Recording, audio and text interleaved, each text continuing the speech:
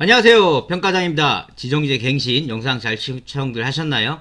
총 4편의 영상을 올려드렸습니다. 근데 결론적으로 그 영상에서도 말씀드린 게 너무 걱정은 하지 마시라는 말씀을 드립니다. 우리가 뭐 평가가 연속해서 최하 등급을 맞았거나 아니면 버테로를 맞았거나 노인학대라든가 어떤 이런 부분에만 없으면 기본적으로 우리가 평가 준비만 하시면 큰 문제가 없다. 이거나 기억하시면 되고, 그 다음에 회계를 이제는 좀 더 정확하게 기존에 이제 의뢰하고 계시는 데들이 있잖아요. 거기에다가 우리가 지정제 부분에 대해서 뭐 예산안이란가 결산안 이런 부분에 대해서 준비를 잘 하시면은 큰 걱정이 없다. 이 말씀을 드리도록 하겠습니다. 아마 지정제 관련 영상은 앞으로 쭉 아마 계속해서 올라갈 겁니다. 제가 이제 분석을 많이 해놨고, 아마 평가 바이블처럼 지정제도 좀 이제 필요로 하신 분들이 있다 보니까 아마 책으로 좀 나올 것 같은데, 그 책이 나오는 대로 연속해서 아마 지정제 서식 하나하나씩 어떻게 준비하시에 대한 영상을 또 올려드릴 겁니다. 기대하시면 되세요. 아셨죠? 자, 오늘은 우리 제가평가 마스터학의 종합정리, 자, 15강 방문상담 관리를 말씀드리도록 하겠습니다. 이 평가 항목은 우리 방문그룹에만 해당이 되세요. 방문유학, 방문목욕, 방문간호에만 해당이 되는 겁니다. 자, 매뉴얼 기본 지식은 우리가 반드시 기본적으로 알고 계셔야 된다고 말씀드렸습니다. 자, 점수는 4점이 배정되어 있으시고요.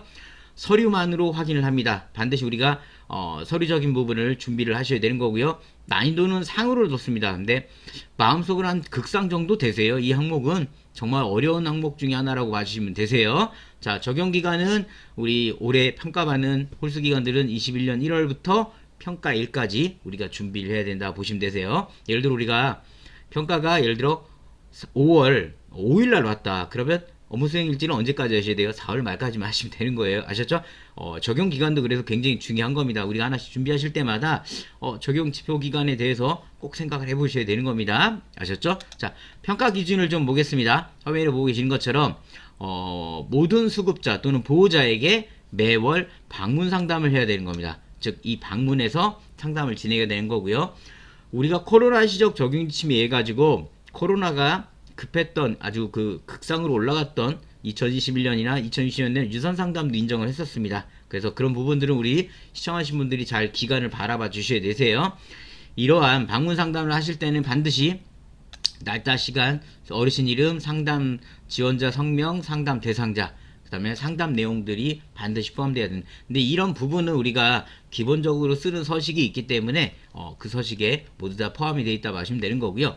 근데 이 항목에서 상담 직원이 누구냐 이겁니다. 우리가 가산 사회복지사님들이 하시는 업무 수행 일지 같은 경우는 당연히 복지사님들하고 계시기 때문에 큰 혼동이 없어요. 근데 예를 들어 우리가 가산 업무 수행을 하지 않고 있었다 보니까 업무 수행 일지를 안 쓰고 어떤 특정 개별적 방문 상담 일지를 쓸 때는 상담 직원은 반드시 관리자여야 된다라는 겁니다. 즉, 관리자라고 하면 쉽게 얘기하면 뭐 센터장님, 사회복지사님, 사무국장님 이런 관리로 등록된 이 인원을 얘기하는 겁니다. 이 부분 주의하셔야 된다고 말씀을 드립니다. 자, 이런 매월 방문 상담은 업무수행일지 또는 방문 상담일지 둘 다 인정을 합니다. 원래는 평가에서는 방문 상담일지를 하게 되어 있어요. 그러나 우리가 가산으로 받고 복지사님들이 업무수행일지를 한다면 그 업무수행일지를 대체해서 보고 인정하겠다라는 겁니다. 따라서 둘 다 인정이 된다. 근데 이게 자꾸 꼭 공단에서 하는 게 무조건 100%다 하셔가지고 우리가 가산을 받지 않는 기간도 방문상담일지를 업무수행일지를 쓰시는데요. 뭐 그거는 선택 자유라 보시면 되세요.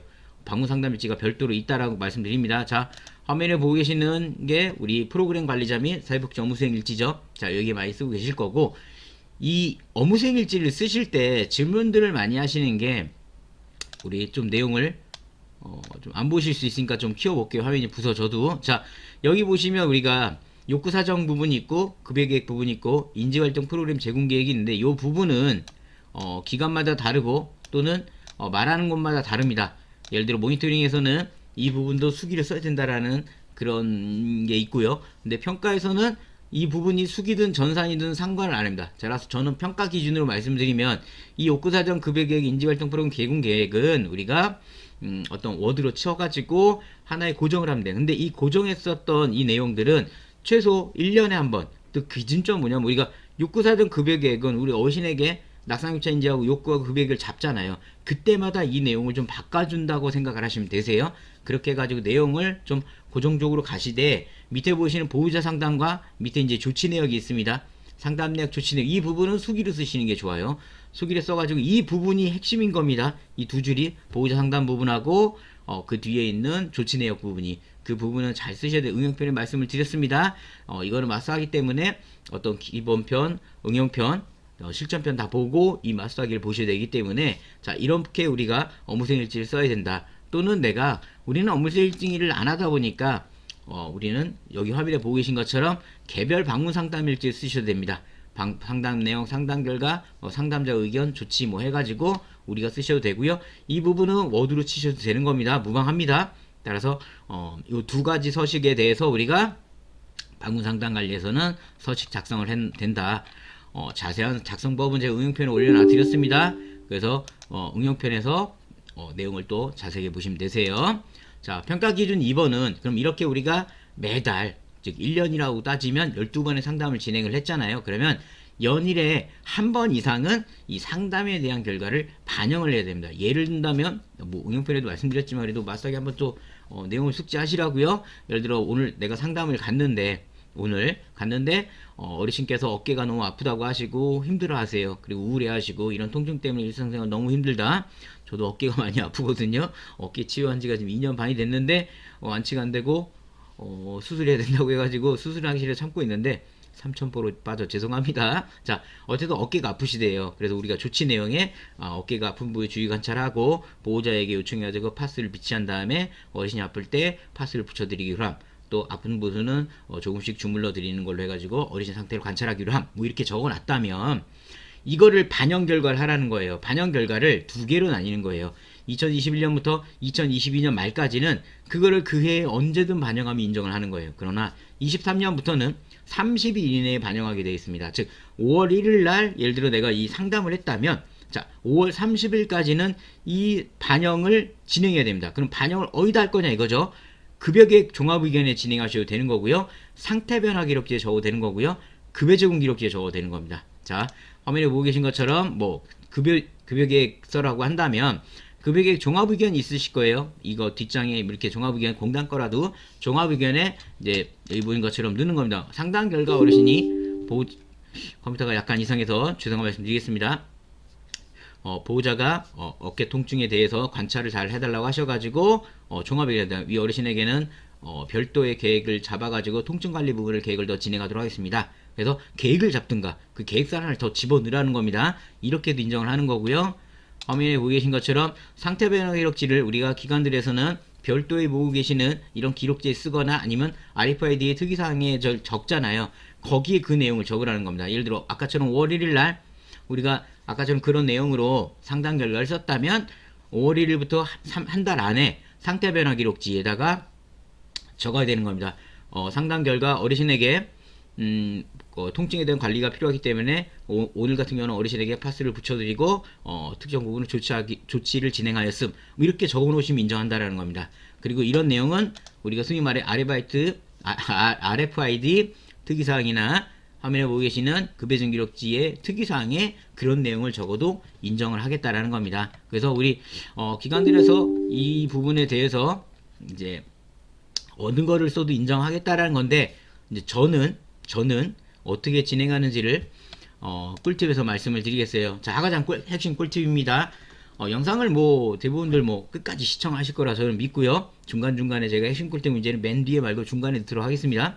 그래야 끝까지 보시겠죠. 자, 매월 작성료물을 꼭 확인하셔야 돼요. 우리 시청하신 분들이 작성 내용도 물론 중요하지만 평가에서는 매월 있냐가 더 중요한 겁니다. 따라서 매달 어르신별로 있는지 확인하셔야 돼요. 자, 그 다음에 편철. 우리가 어르신 개인별로 이 상담 일지를, 업무수행 일지를 편철을 할 거냐, 아니면 월별로 갈 거냐를 정리하셔야 됩니다. 평가에서는 개인별로 확인을 해요. 근데 모니터링에서는 월별로 확인합니다. 이게 통일이 안 됐어요. 근데 어쨌든 저는 평가 기준이다 보니까 어르신별로 준비를 좀 하시는 게 좋고, 월별로 해도 큰 문제가 없습니다. 우리가 잘 찾아낼 수만 있다면 큰 문제가 없다라고 생각하시면 되세요. 자, 23년부터는 30일 이내에 반영을 해야 됩니다. 그래서 이 부분은 반드시 준수하셔야 되고요. 아까 말씀드렸던 급여계획 종합의견이라든가 상태변화 기록지라든가 급여증 기록지에다가 그 집행 내용을, 진행 내용을 꼭 적어주셔야 되는 겁니다. 아셨죠? 자, 나라면 혼합해서 저는 반영을 해요. 이게 무슨 얘기냐면, 작년에 저희 짝수기관 거래처에서 평가가 끝났을 때 전화를 주셨는데, 그 기간은 상태변화 기록지에다가 다 적으셨어요. 그런데 평가관이 이거는 너무 미흡하다라는 얘기를 하면서 감점을 시키더래요. 이유가 뭐냐 그랬더니 상태 변화기 이렇게 몇 줄 적어놓은 것만으로 이 결과를 반영했다고 인정을 못하겠다고 끝까지 하더래요. 그래서 제가 그 말을 듣고 그 뒤에는 저는 어떻게 하냐면, 평가가님, 저희는 이렇게 상담을 진행하고 상담 내용을 항상 그 조치 내역에 즉시 매월 반영을 합니다. 그렇게 반영을 하면서 우리가 요양보호 선생님에게 지시하거나 그 집행 내용이 있다면 우리가 상태 변화 기록지나 주간 상태 기록지 특이사항에 저희가 그 집행 내용이라든가 해당 내용을 기록을 하고 있습니다. 그러나 여기에서 우리 어르신에 대한 상태를 아마 전체적으로 계획이 변경해야 될 상황이 내 스스로 판단이 저희가 한다면 저희가 급여 계획을 아예 변경해서 계획까지 반영을 합니다. 라고 저는 진행을 하고 있습니다. 그렇게 진행했더니 특별한 말은 없습니다. 왜냐하면 전체적인 내용을 전부 포괄해서 어떤 작은 부분, 중간 부분, 큰 부분에 대해서 전체적으로 다 반영을 하다 보니까 큰 문제가 없었다는 말씀을 드리도록 하겠습니다. 자, 오늘 제가 평가 마스터하기 종합정리 15강 방문상담 관리를 말씀을 드렸습니다. 어떻게 좀 도움이 되셨나요? 오늘은 좀 다른 자리에서 제가 영상을 찍고 있는데 이게 조명이 아직까지 제가 지금 맞추질 못해가지고 얼굴이 반반이죠? 좀 양해를 부탁드리고 소리로만 많이 좀 시청을 하시기 바랍니다. 자, 이제 제가 홀수 기간도 어느 정도 평가가 진행이 되고 있고요. 저도 좀 한숨을 좀 돌리고 있습니다. 막 몰아쳐 들어와가지고 정리를 하다 보니까 좀 이제 좀 정리가 되고 있는데, 사무실에 보면 또 이제 요양원도 전화가 오기 시작을 하고 있고, 이제 올 연말에 이제 최하 등급 받으신 기계도 재평가가 진행될 텐데 그 부분도 이제 연락이 오고 있더라고요.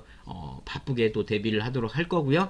영상은 지금 제가 평가 마스터하기가 쭉 번호대로 가고 주간 보호도 계속 올라갈 겁니다. 거기에 맞물려서 지정제 또는 지정갱이제 설치 인허가 이 부분이죠. 이 부분도 제가 분명히 말씀드렸지만 이걸 왜 컨설팅을 받아야 되냐라고 제가 말씀을 드렸잖아요.